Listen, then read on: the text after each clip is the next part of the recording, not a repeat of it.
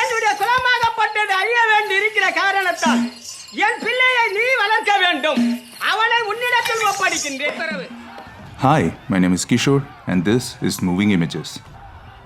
The 2010 Selvaraghavan film, Aayirathil Oruvan, is an action-adventure film that was an ambitious attempt in Tamil cinema. Although a cult hit in recent times, the film was not received well during its time of release, partially due to the budget constraints that led to bad-looking CGI and the tone of the film jumping from a fun adventure to serious war crimes and many things in between. To me, it felt like two films clashing with each other. The film is about an unlikely group of people that go on a perilous journey in search of a lost scientist based on clues left behind by him. The journey is filled with traps and perils. The group eventually finds a secret hideout only to discover an ancient civilization long thought to be dead. The hero is aided by the chief priest and he brings a change to the civilization. Although the story I narrated has been inspired from various sources, Aayirathil Oruvan differs in one key aspect, and that is its philosophy. Today we are going to talk about a topic that hasn't been explored much about the film.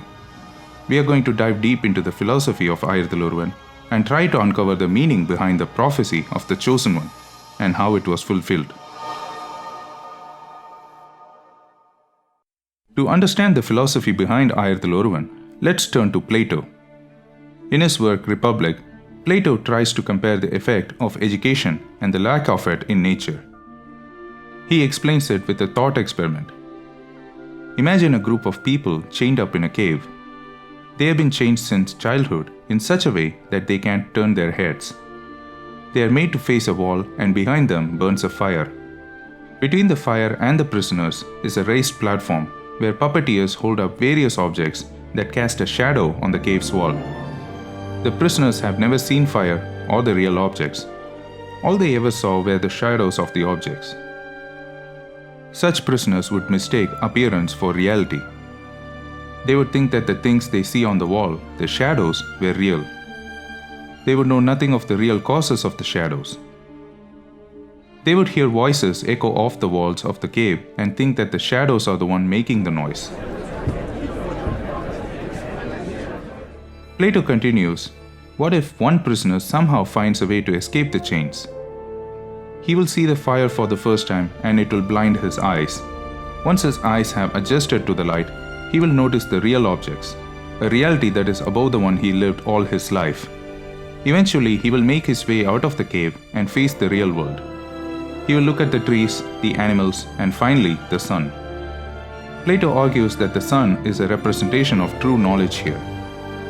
The prisoner now learns about a whole new reality. Having received this knowledge, the prisoner will return to the cave to share it with his fellow prisoners and liberate them both from the cave and from their ignorance.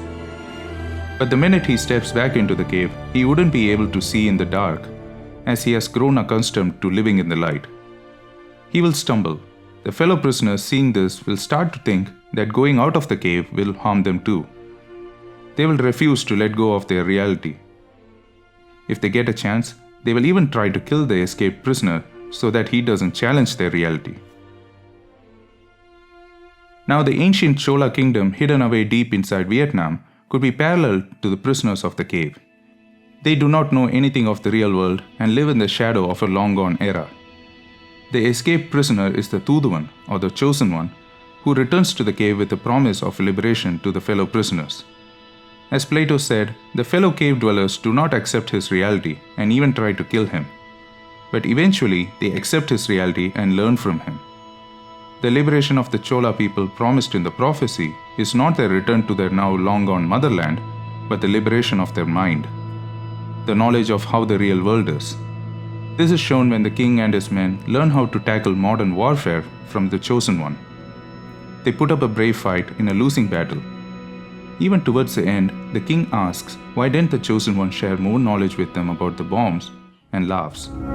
இப்படைக்கலம் பேர் என்ன?